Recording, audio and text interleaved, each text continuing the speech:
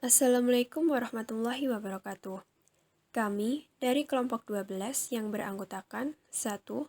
Nazil Bunaya dengan NIM 215221136. Yang kedua Arfik Ardiastuti dengan NIM 215221152.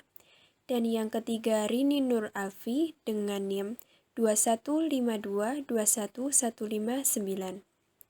Kami akan mempresentasikan materi tentang globalisasi. Baiklah, langsung saja kita masuk ke pembahasan materi.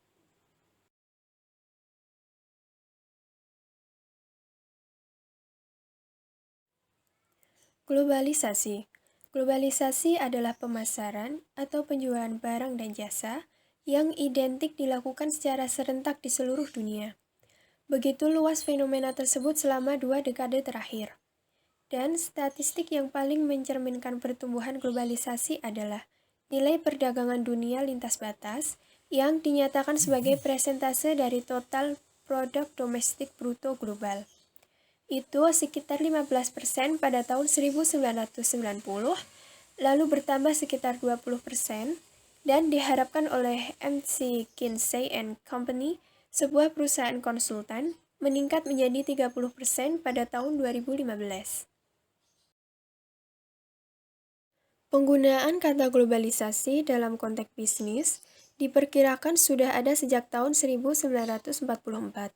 Tetapi kemunculan pertama yang sangat terlihat adalah dalam tulisan Theodore Levitt, seorang profesor pemasaran yang artikelnya diterbitkan oleh Harvard Business Review tahun 1983, berjudul The Globalization of Markets. Di dalamnya, ia meramalkan munculnya pasar global untuk produk standar pada skala besaran yang tidak terbayangkan sebelumnya. Dalam Can We Sustain Globalization, sebuah laporan yang diterbitkan pada tahun 2007 oleh Sustainability, sebuah perusahaan konsultan, para penulis menuliskan bahwa dengan pemikiran Levitt tidak memberikan definisi yang meyakinkan tentang globalisasi dalam artikelnya. Dan kekosongan itu kemudian mendorong perkembangan persaingan definisi yang memusingkan. Selanjutnya saya akan menyambung dari Arfik. Laporan tersebut mengklaim telah menemukan lebih dari 5.000 diantaranya adalah favorit sustainability yang disediakan oleh 2 jurnalis ekonomi. Tulis mereka, globalisasi adalah pergerakan barang, jasa, ide, dan orang yang lebih bebas di seluruh dunia. Konsep tersebut dipopulerkan oleh seorang jurnalis Amerika, Thomas Friedman, yang dalam bukunya The World is Flat yang terbit pada tahun 2005. Dalam buku ini terdapat pesan utama bahwa dunia sekarang hanyalah satu pasar yang terintegrasi besar. Globalisasi didorong oleh pertama, liberasi pasar yang berkembang di seluruh dunia, memberikan akses multinasional barat ke pelanggan yang tidak pernah mereka duga akan mereka jangkau. Kedua, akses internet yang mudah dan telekomunikasi internasional yang murah. Perwujudan yang paling jelas adalah call center di India yang melayani pelanggan dan perusahaan di Eropa serta Amerika Serikat.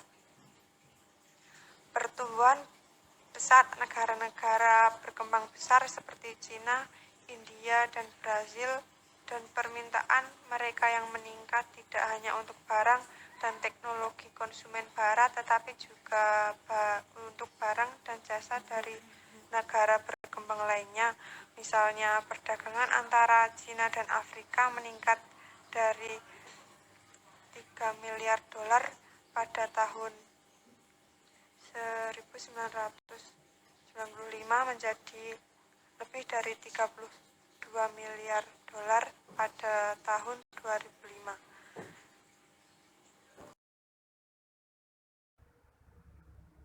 Saat ini, pandangan populer bahwa ekonomi dunia telah terjadi perubahan besar sebagai akibat dari globalisasi. yang difasilitasi oleh dan terkait dengan teknologi dan praktik baru. Namun, apa artinya ini pun tidak jelas. Dan dalam bagian kebingungannya adalah karena globalisasi telah menjadi konsep yang hampa tanpa ketelitian dalam arti dan aplikasi. Kurangnya kejelasan ini tidak diragukan lagi terkait dengan globalisasi yang dikaitkan dengan kompleks masalah multifaset yang mencakup ekonomi, sosial, politik, dan geografis. Tetapi bahkan dalam batas-batas disipliner yang lebih sempit, banyak tidak jelas dan diperdebatkan.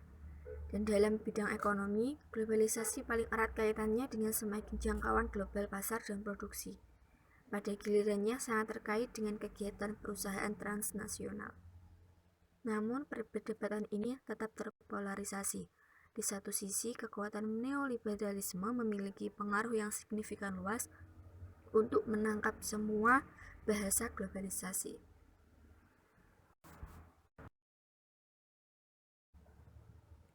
Dalam perusahaan telah mendekati globalisasi dengan dua cara yang berbeda, seperti Gill dan Heineken yang telah membuat sedikit kelonggaran untuk selera lokal dan memproduksi barang-barang mereka di beberapa fasilitas produksi terpusat yang mengikuti standar yang sangat seragam produknya harus sama di mana-mana.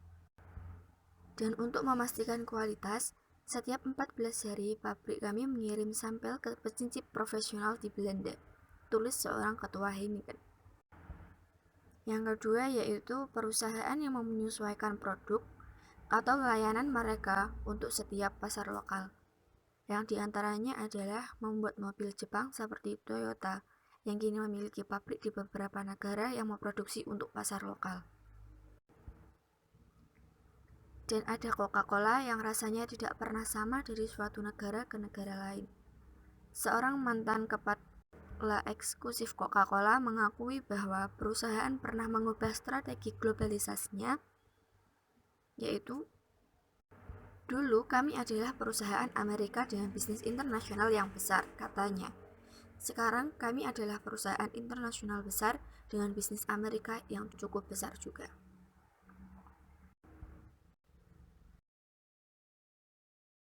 Mungkin cukup itu penjelasan mengenai materi globalisasi. Semoga materi presentasi ini dapat dipahami oleh teman-teman semua. Lebih kurangnya kami mohon maaf. Wassalamualaikum warahmatullahi wabarakatuh.